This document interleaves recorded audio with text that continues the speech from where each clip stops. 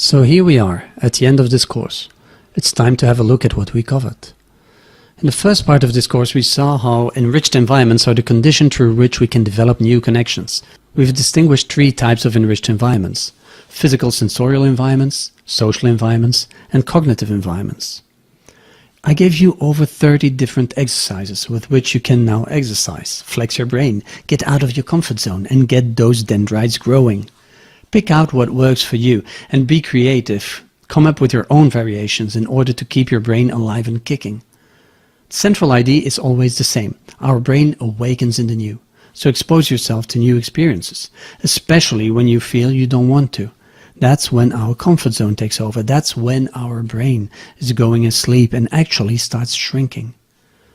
After that, we looked at the anatomy of habits. We saw a habit is composed of a cue, an action, and a reward. We saw that some habits only need some tweaking by changing only one of the three components in order to effectively change a habit. We also saw how we could effectively piggyback existing habits, and in order to develop new ones, we saw how to keep the trigger or cue top of mind. We even went further and looked how everything we're exposing ourselves ends up shaping our brain, and also how even our words can influence our wiring. Finally, in the last part, we looked at how we can rewire our memories. We went through some amazing research showing how we can easily implant new memories in someone's brain and even have our muscles believe we exercised only by imagining we did. After that, I shared with you a technique to implant a new memory in our own brain in order to override an old memory. Our brain doesn't make the distinction between the real one and the implanted one, and it's only a matter of time before the new one takes over and takes away the emotional charge associated with the old memory. At the same time, we saw how this technique can also help us to be prepared the next time a similar situation occurs, so we know how to react. So now it really is up to you. Look at your own life, identify the things that are holding you back or the ones you could really use. Then put things into action. Get rid of the emotional burden of past experiences by implanting new memories.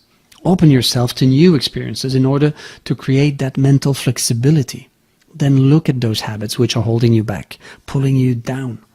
Decide once and for all to leave them behind. Create a trigger, associate a new action and reward to it, and develop your routine. As you know by now, repetition is the secret to habits and neuroplasticity.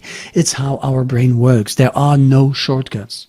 It's through dedicated, repeated action, small steps made every day that we are able to change our life, become excellent in whatever endeavor we have, and ultimately create our dream life. But do you know what it is, that dream life of yours? Do you know how it looks like?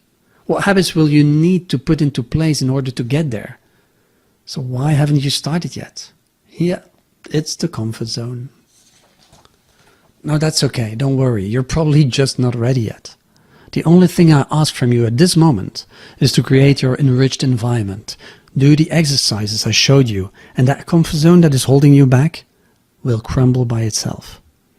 So go out there, enjoy the world, experience it as never before, and start creating the wiring you need to grow into a version of yourself that will make your wildest dreams come true.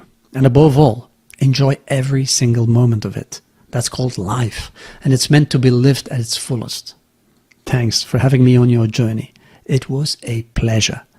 Take care now. Bye.